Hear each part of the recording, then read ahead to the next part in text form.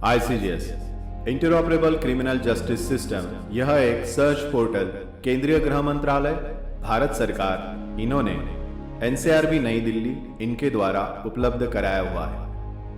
ICJS इस web portal में कानून एवं व्यवस्था से संबंधित महत्वपूर्ण विभाग जैसे पुलिस, कोर्ट, प्रिजन,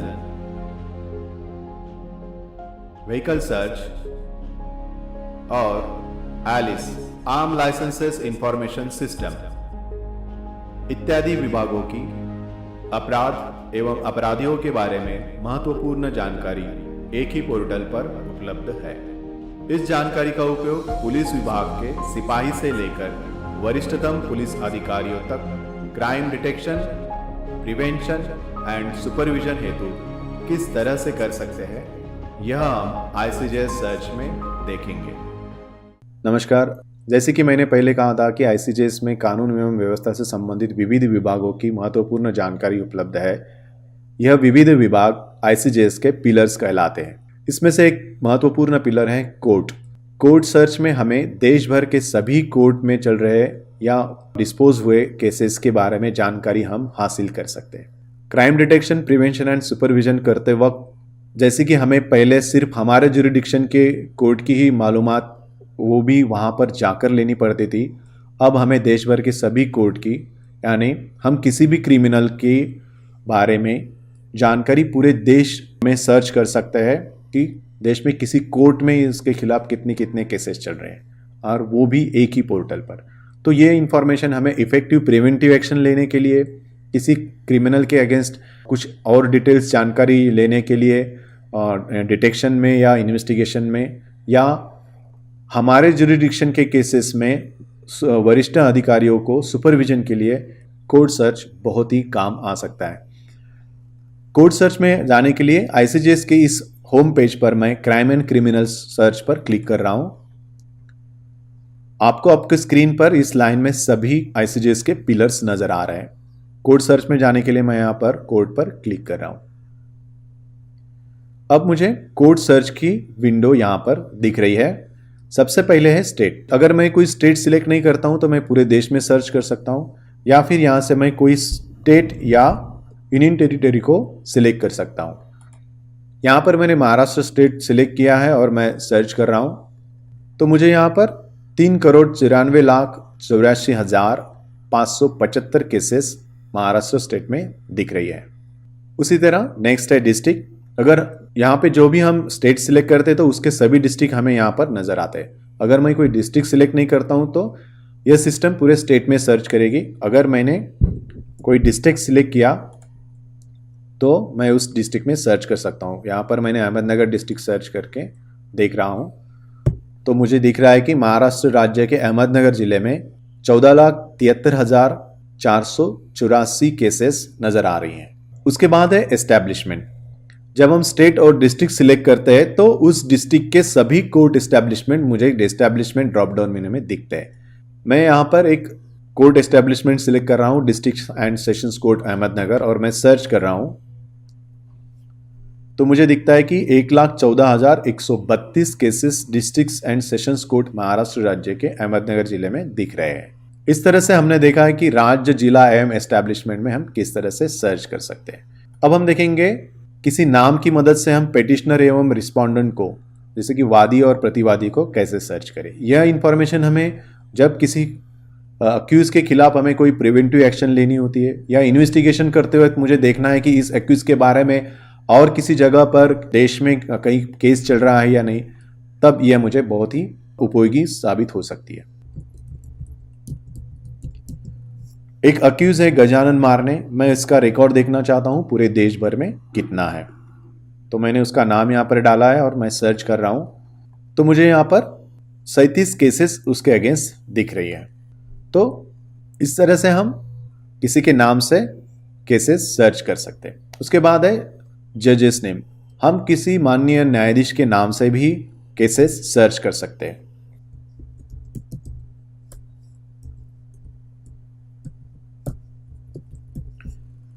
यहां पर मैंने एक सम्मानीय न्यायाधीश BN पटेल, इनका नाम जजेस नेम टेक्स्ट बॉक्स में डाला है और मैं सर्च कर रहा हूं।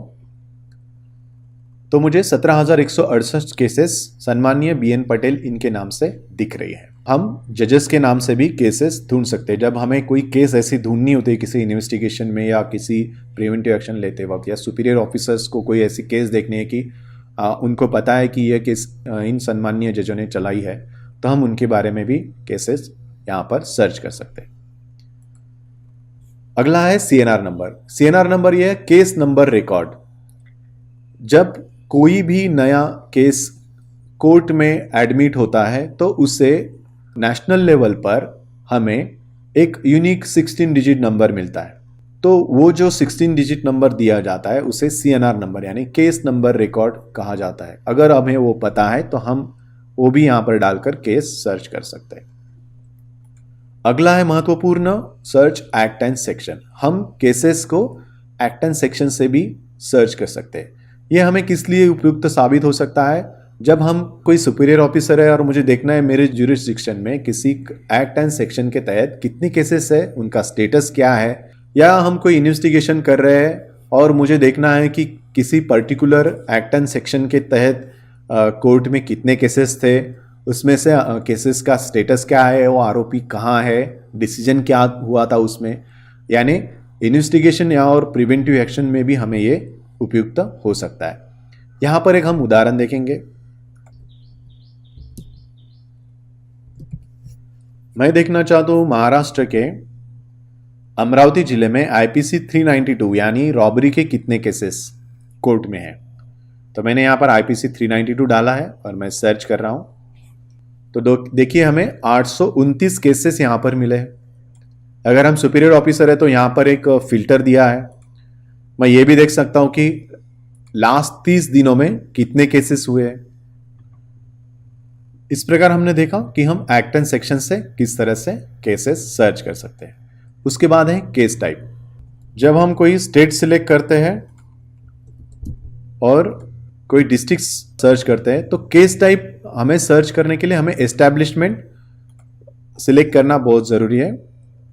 जब मैं कोई एस्टैब्लिशमेंट सिलेक्ट करता हूं तो उस कोर्ट में चल रहे हुए सभी केस टाइप मुझे यहाँ पर ड्रॉप डाउन में दिखाई देते हैं। देखिए यहाँ पर criminal application, criminal misc application, NDPS, sessions commit cases, session cases. इसका एक हम उदाहरण देखते हैं। सेशन केसेस मुझे देखना है कि एक 87/2018 की एक सेशन केस है, तो मैं वो सर्च करना चाहता हूँ। तो मैंने सेशन केस यहाँ पे सिलेक्ट किया है और केस नंबर यहाँ पे डाला है और मैं सर्च कर रहा हूँ। तो मुझे 49 रिकॉर्ड्स उस सेशंस केस के बारे में मिले। उसके बाद हम देखेंगे पुलिस स्टेशन से कैसे सर्च करते हैं। पुलिस स्टेशन में सर्च करने के लिए हमें एस्टैब्लिशमेंट सिलेक्ट करना जरूरी है, इसीलिए मैंने महाराष्ट्र राज्य के अहमदनगर जिले में डिस्ट्रिक्ट एंड सेशंस कोर्ट यहाँ पर एस्टैब्लिशमेंट सिलेक्ट किया है। अब मैं देखना चाहता हूँ कि district and sessions court Ahmednagar में MIDC पुलिस स्टेशन के कितने केसेस का रिकॉर्ड है। तो मैंने यहाँ पर MIDC पुलिस स्टेशन सिलेक्ट किया है। मैं सर्च पर क्लिक कर रहा हूँ तो मुझे दिखाई दे रहा है कि 4,347 केसेस MIDC पुलिस स्टेशन के यहाँ पर है। हमने देखा है कि कोर्ट सर्च में हम कहाँ केसेस सर्च कर सकते हैं। नाम से, जज नेम से, CNR number, act and section, case type, case number, police station में और FIR नंबर से भी हम सर्च कर सकते हैं। अब हम देखेंगे कि हमने की हुई सर्च को हम फिल्टर की मदद से अधिक सटीक एवं परिणामकारक कैसे कर सकते हैं। तो मैंने यहाँ पर एक अक्यूज का नाम डाला है, गजानन मारने, और मैंने इसे ऑल ओवर इंडिया में सर्च कर रहा हूँ। देखिए यहाँ पर गजानन मारने के खिलाफ 37 मामले मुझे यहाँ पर मिले। तो आपकी स्क्रीन की बाई साइड में आपको यहाँ पर फिल्टर्स नज़र आ रहे हैं। तो हम देखेंगे फिल्टर्स की मदद से हम कैसे अपनी सर्च को सटीक कर सकते हैं, क्योंकि हम जब कोई क्राइम इन्वेस्टिगेट कर रहे हैं या कोई हम सुपरविजन कर रहे हैं या प्रिवेंटिव एक्शन मुझे लेना है तो मुझे बहुत सारे डेटा की ज़रूरत नहीं होती है, मुझे कुछ एक्यूरेट डेटा चाहिए। तो उसको हम किस तरह से एक्यूरेट बना सकते हैं। यहाँ पर देखिए फर्स्ट है रजिस्टर्ड डेट रेंज, यानी इन 37 मामलों में से कितने ऐसे मामले हैं जो पिछले 7 दिनों में, पिछले 30 दिनों में, पिछले 3 महीने में या 1 साल में या फिर 2 कस्टम डेट्स के बीच में कोर्ट में एडमिट किए हैं। मैंने यहाँ पर लास्ट 1 ईयर का फिल्टर लिया है। मैं अप्लाई कर रहा हूँ तो मुझे यहाँ पर 8 रिजल्ट्स दिखाई दे रहे हैं, यानी 37 में से 8 रिजल्ट मिले हैं कि जो गजानन मारने के खिलाफ पिछले 1 साल में कोर्ट में रजिस्टर्ड हुए हैं।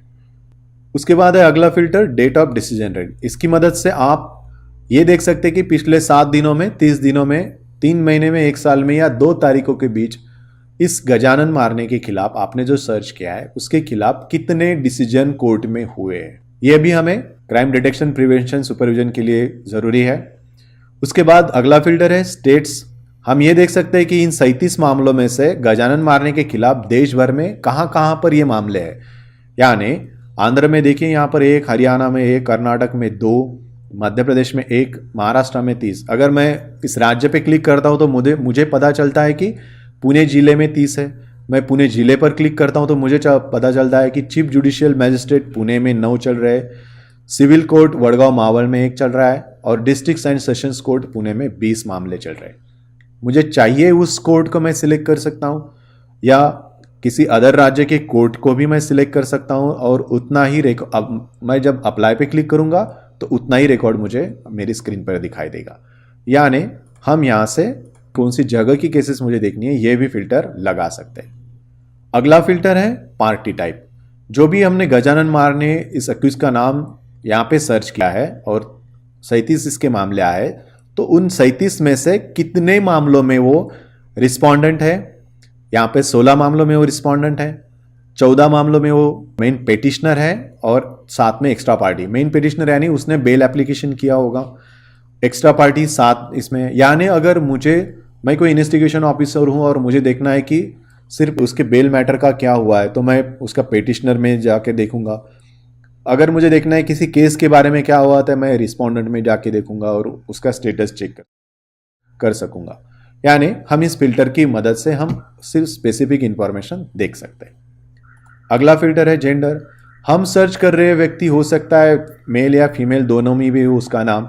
मुझे पता है मैं सर्च कर रहा हूं उस व्यक्ति का जेंडर क्या है, तो मैं सिंपली यहां पर उस जेंडर को सिलेक्ट करके अप्लाई कर सकता हूं ताकि मुझे उतना ही डेटा मिले। उसके बाद है filter case type. Case type में आपको पता चलेगा कि इस 37 में से कितने बेल एप्लीकेशन है। यहाँ पे 12 bail application, 7 session commit cases है, मको का 3 है। यानी इस तरह से केस टाइप, अगर आपको कोई स्पेसिफिक केस टाइप का केस ही देखना है, अगर मुझे देखना है कि सेशन कमिट केसेस का क्या हुआ है तो मैं सिर्फ उतने पे ही कर रहा हूँ। यानी सुपरविजन के लिए आपको महत्वपूर्ण है। आपको देखना है, आप इन्वेस्टिगेशन कर रहे हैं, आपको देखना है कि इसके बेल मैटर का क्या हुआ है तो सिर्फ आप क्रिमिनल बेल एप्लीकेशन ही देख सकते हैं और उसका स्टेटस जान सकते हैं, उसका ऑर्डर भी डाउनलोड कर सकते हैं। इस तरह से हम इस फिल्टर का इस्तेमाल कर सकते हैं। अगला फिल्टर है पेंडिंग एंड डिस्पोज।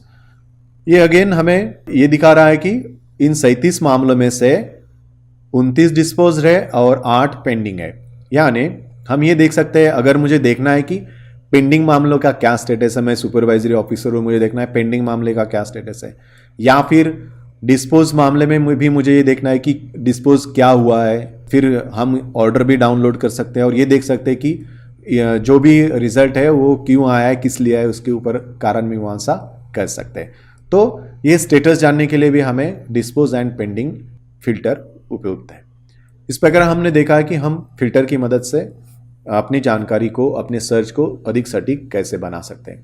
अब हम देखेंगे किसी एक रिकॉर्ड में क्या महत्वपूर्ण जानकारी है और उसमें भी वो जानकारी हमें किस प्रकार क्राइम डिटेक्शन, प्रिवेंशन और सुपरविजन में मददगार साबित हो सकती है।